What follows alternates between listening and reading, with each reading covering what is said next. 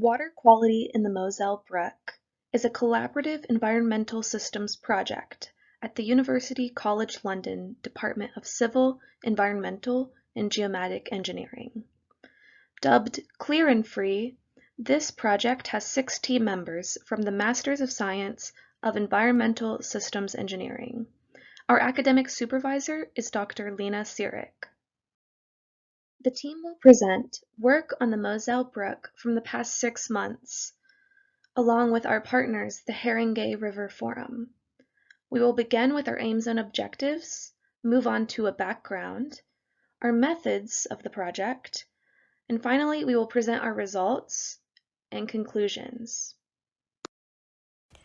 The team had 4 main aims and objectives. Our team sought to test the water quality along the Moselle Brook at several sites through chemical, physical, and biological parameters.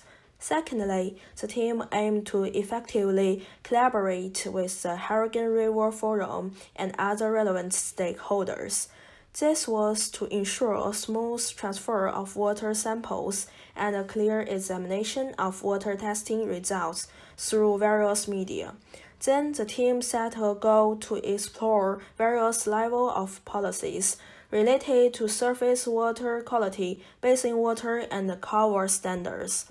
Throughout the analysis of water samples and existing urban watercourse policies, reliable water quality data served as a foundation for evidence-based suggestions on policy adaptation to the question of whether to de-culvert sections of the Moselle.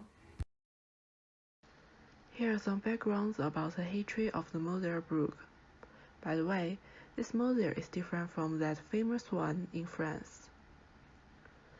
The Moselle Brook flows through Haringey and is one of the most well-known natural streams in this area. The picture on the right side shows the location of this place. Historically, the river has been referred to as Haringey River or E-Brook since 1619. However, in the 19th century, the Moselle Brook faced challenges of pollution and since has been culverted along significant stretches of the river to protect public health. Then, some backgrounds about our client, Haringey Rivers Forum, are provided. The Haringey Rivers Forum is formed as a subsidiary organization of the Haringey Residents Association and Haringey Friends of Park Forum.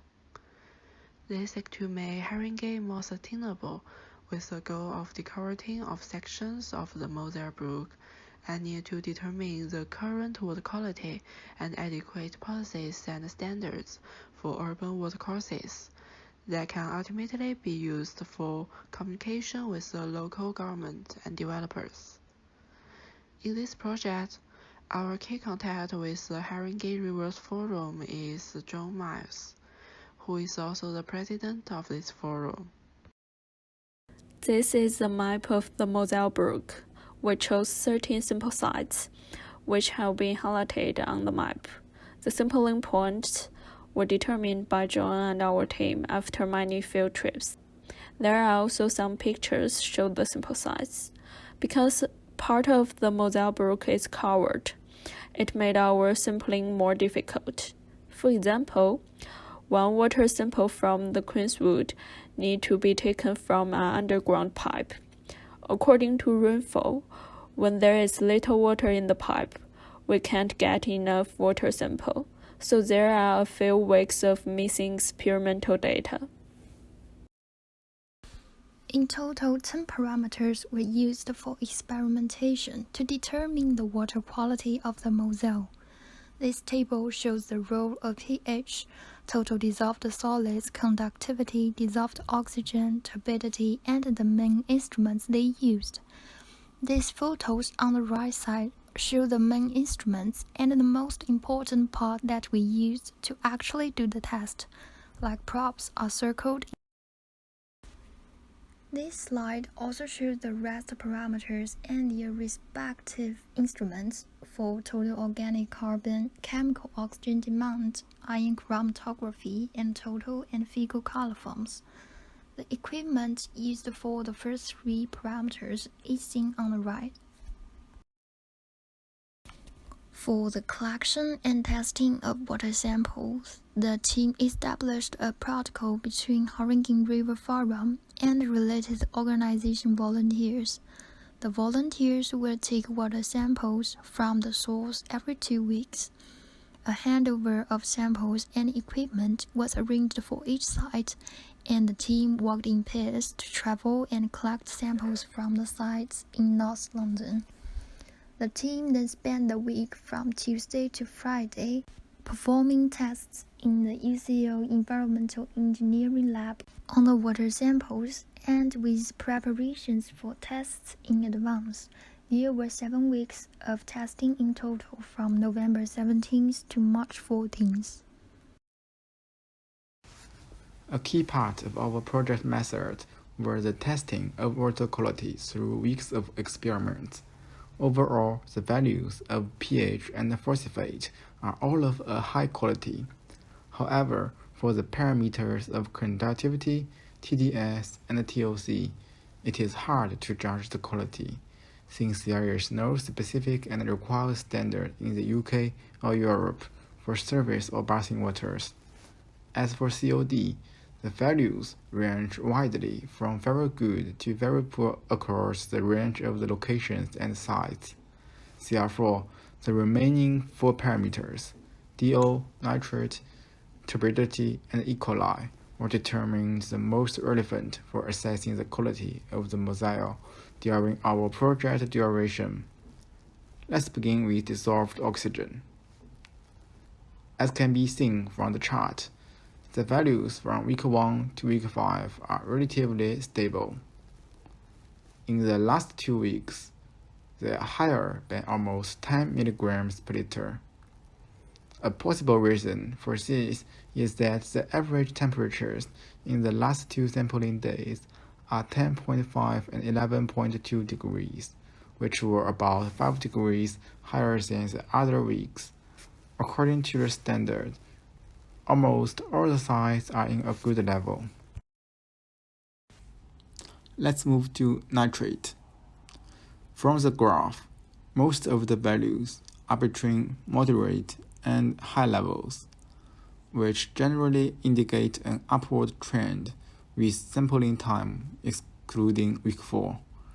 The values of week 4 were relatively higher, which was probably due to the temporary change of experimental method, that is a tenfold dilution required to reduce the load of the instrument by the experiment manager. Also, nitrate pollution in the area of Tottenham Cemetery, Carbuncle Ditch, and Heartland is noticeable, given the higher values. For the turbidity, almost all of the results are in the clear and intermediate level. In the time sequence, the values of week 5 in the majority of the sites reached a peak. That may be because of the storm, as it brought about heavy rain and wind, which could increase the turbidity. This is the graph for E. coli contamination in the Moselle. As we can see from the different colors, there were 10 sites which could be assessed under the sufficient level based on the European directive. QW1, QW2, and TC4 are the sites whose values were relatively lower. A potential reason could be that QW1 and QW2 were located at the beginning of the River Moselle, and the TC4 were set at one of the streams flowing into the Moselle. In order to develop good policy recommendations for the Haringey River Forum, the team needed to do some research. Some of the most relevant policies that we considered were the new Bathing Water Directive of the European Union, the World Health Organization's recommendations and report on this Bathing Water Directive, the Water Framework Directive, the UK's Technical Advisory Group on the Water Framework Directive, and the Water Resources Act of 1963. Additional policies such as American and Chinese national and local policies were also explored for reference. Ultimately, the policy most relevant in guiding the team's recommendations and suggestions on policy for the Haringey Rivers Forum was the new Bathing Water Directive. In order to deculvert the Moselle, we were told that it must meet bathing water standards. However, this directive only considers two parameters, and only one of which that we tested, E. coli. It's also classified under inconsistent percentiles, where a sufficient reading requires a lower count of E. coli than that of a good reading of E. coli. Therefore, we recommend that a consistent classification system be used. Furthermore, the team recommends that more parameters be included, similar to the 1976 directive, which included several more parameters.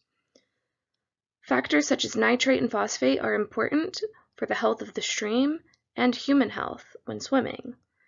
Therefore, these should be included.